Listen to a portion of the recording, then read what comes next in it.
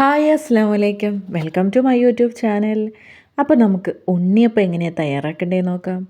അരി തലേന്നേ ഒന്നും ഇട്ട് വെക്കേണ്ടടോ. അരയ്ക്കുകയും വേണ്ട, അരമണിക്കൂർ കൊണ്ട് നമുക്ക് നല്ല സോഫ്റ്റ് ഉണ്ണിയപ്പം ഉണ്ടാക്കാം.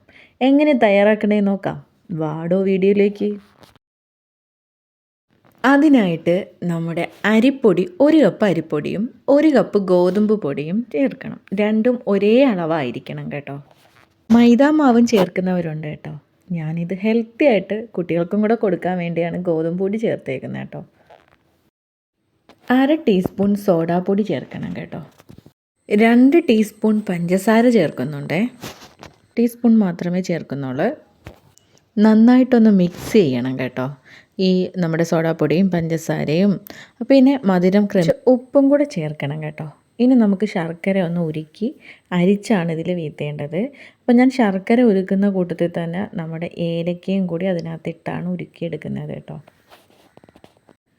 ഞാൻ ഇതിനകത്ത് തേങ്ങാക്കൊത്തിന് പകരം കപ്പലണ്ടിയാണ് ചേർക്കുന്നത് കേട്ടോ. എനിക്ക് ഭയങ്കര ഇഷ്ടമാണ്, കുട്ടികൾക്കും ഇഷ്ടമാണ് കേട്ടോ. അപ്പം അതാണ് ഞാൻ ചേർക്കുന്നത്. ആ ഉരുക്കിയ ശർക്കര പാനി നമ്മൾ അരിച്ചെടുത്തതാണ് കേട്ടോ. ആ ചൂട് പോകുന്നതിന് മുന്നേ തന്നെ മാവിൽ ഒഴിക്കണം. എന്നിട്ട് നന്നായിട്ടൊന്ന് മിക്സ് ചെയ്യണം. അപ്പോൾ മാവ് നല്ലതുപോലെ ഇതിൽ കുറുവാനില്ല എങ്കിൽ കുറച്ചും കൂടെ ചൂടുവെള്ളം ഒഴിക്കണം കേട്ടോ.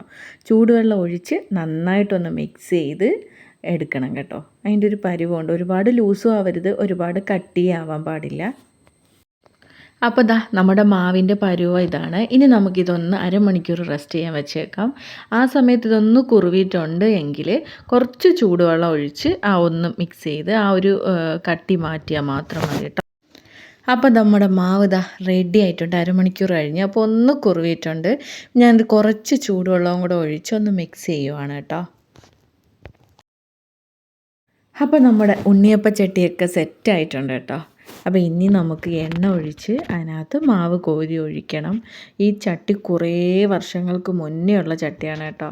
എനിക്ക് തോന്നുന്നു എൻ്റെ കുട്ടിക്കാലത്തേ ഉള്ളൊരു ചട്ടിയാണ്. പക്ഷേ ആ ടൈമിൽ ഒരു വട്ടം ഇത് ഉണ്ണിയപ്പം ചെയ്യുന്ന സമയത്ത് സെറ്റായിട്ടുണ്ടായിരുന്നില്ല. പിന്നെ ഈ ഉണ്ണിയപ്പച്ചട്ടി നമ്മൾ തിരിഞ്ഞു നോക്കിയിട്ടില്ല കേട്ടോ. അപ്പോൾ ഇപ്പോൾ കുറേ നാളുകൾക്ക് ശേഷമാണ് ഈ ഉണ്ണിയപ്പച്ചട്ടി ഇപ്പോൾ ഇടയ്ക്കൊരു ദിവസം എടുത്ത് സെറ്റ് ചെയ്തപ്പോൾ അത് ഇളവി നല്ലതുപോലെ വന്ന്. അപ്പോൾ അന്ന് ഞാൻ കുറ്റം പറഞ്ഞ് ചട്ടീനെ കുറ്റം പറഞ്ഞ്, പക്ഷേ ചട്ടിയുടെ കുറ്റം അല്ലായിരുന്നു കേട്ടോ. അപ്പോൾ നമ്മൾ തയ്യാറാക്കിയ മാവിൻ്റെ കംപ്ലൈൻ്റ് ആയിരുന്നു കേട്ടോ.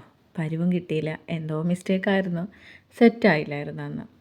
അതിനുശേഷം പിന്നെ ഇതൊന്നും വലുതായിട്ട് എടുത്തിട്ടൊന്നുമില്ല കേട്ടോ. ഇപ്പം ഓക്കെ ആയപ്പം ഇനിയിപ്പം കൂടെ നമുക്ക് ഉണ്ണിയപ്പമൊക്കെ ഉണ്ടാക്കാം കേട്ടോളോ. അപ്പോൾ നമ്മൾ ഉണ്ണിയപ്പത്തിൻ്റെ മാവ് ഒഴിച്ചു. അതൊന്ന് റെഡിയായി വന്നപ്പം മറിച്ചിട്ടു കേട്ടോ. ഒന്ന് മൂത്ത് വന്നപ്പോൾ മറിച്ചിട്ടു. ഇനി ഇത് മറിച്ചിട്ടതിന് ശേഷം വെന്തതിന് ശേഷം നമുക്ക് എടുക്കാം. അപ്പോൾ ഉണ്ണിയപ്പച്ചട്ടിയൊന്നും ഇല്ലാത്തവരാരെങ്കിലുമൊക്കെ ഉണ്ടെങ്കിൽ പെട്ടെന്നൊന്ന് മേടിച്ച് വെച്ചു കേട്ടോ. ഇനിയിപ്പോൾ സ്കൂൾ തുറക്കുമല്ലേ, കുട്ടികളൊക്കെ സ്കൂൾ വിട്ട് വരുമ്പോൾ പെട്ടെന്ന് നമുക്കൊരു അരമണിക്കൂർ കൊണ്ട് ഉണ്ണിയപ്പം തയ്യാറാക്കി കൊടുക്കാനൊക്കെ പറ്റും കേട്ടോ. പെട്ടെന്ന് ചായയൊക്കെ ഇട്ട് അവർക്ക് ഉണ്ണിയപ്പമൊക്കെ റെഡിയാക്കി കൊടുക്കാൻ പറ്റും. അപ്പോൾ എളുപ്പമാണ്, പെട്ടെന്ന് തയ്യാറാക്കാൻ പറ്റും. ആദ്യമായിട്ട് ഉണ്ടാക്കുന്നതിൻ്റെ ഒരു പ്രശ്നം ഉണ്ടാവില്ല കേട്ടോ.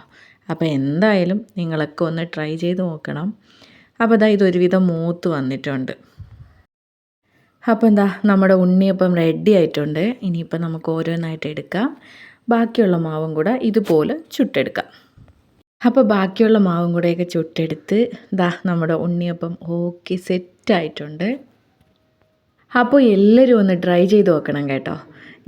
വീഡിയോ ഇഷ്ടപ്പെട്ടാൽ ഒന്ന് സപ്പോർട്ട് ചെയ്യുക, സബ്സ്ക്രൈബ് ചെയ്യുക, ലൈക്ക് ചെയ്യുക, കമൻറ്റ് ചെയ്യുക, ഷെയർ ചെയ്യുക. വീഡിയോ ഫുള്ളായിട്ട് കണ്ട് ഒന്ന് സപ്പോർട്ട് ചെയ്യുക. മറ്റൊരു വീഡിയോയുമായി നമുക്ക് വീണ്ടും കാണാം. അസ്സലാമു അലൈക്കും, ടാറ്റ, ബൈ ബൈ. ഓക്കെ.